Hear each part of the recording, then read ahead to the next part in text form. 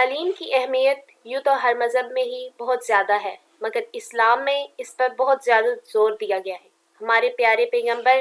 نبی آخر الزماں حضرت محمد صلی اللہ علیہ وآلہ وسلم نے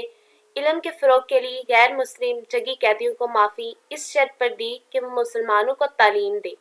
تو ان کی قید ختم کر دی جائے گی۔ یوں کہا جا سکتا ہے کہ درسگاہوں کے قیام سے ہی معاشرہ میں حقیقی ترقی لائی جا سکتی ہے۔ کڑین والا جو اوورسیز پاکستانیوں کے حوالے سے اپنی ایک تاریخ رکھتا ہے، یہاں کے بہت سے سپوت بیرون ممالک میں اپنے کاروبار سے سالانہ کروڑوں روپے کا زر مبادلہ پاکستان میں بیچ کر اس کی تعمیر و ترقی میں اپنا کردار ادا کر رہے ہیں۔ اس کے ساتھ ساتھ یہاں کے اوورسیز پاکستانی کڑین والا کے فلاحی کاموں میں بھی اپنا کردار ادا کر رہے ہیں،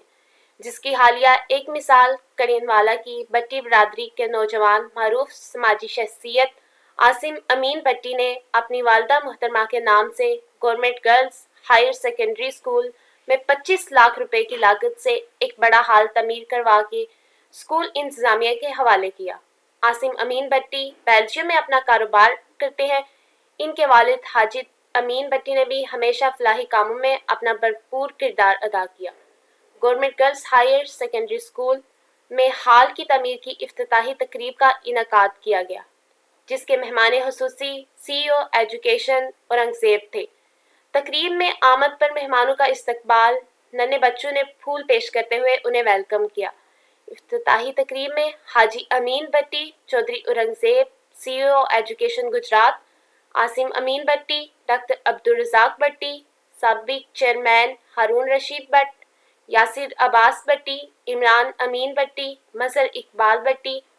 ندیم عباس بٹی، سجاد اعظم بٹی، خرم شہزاد بٹی، کاشف لیاقت بٹی، ٹھیکیدار ماجد شریف سمیت دیگر شامل تھے۔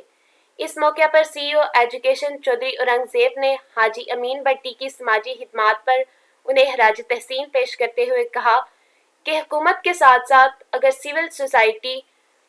کا تعاون جاری رہے تو ہمارے سرکاری اسکولوں میں نہ صرف جدید سہولیات کی فراہمی جلد ممکن ہو سکتی ہے، بلکہ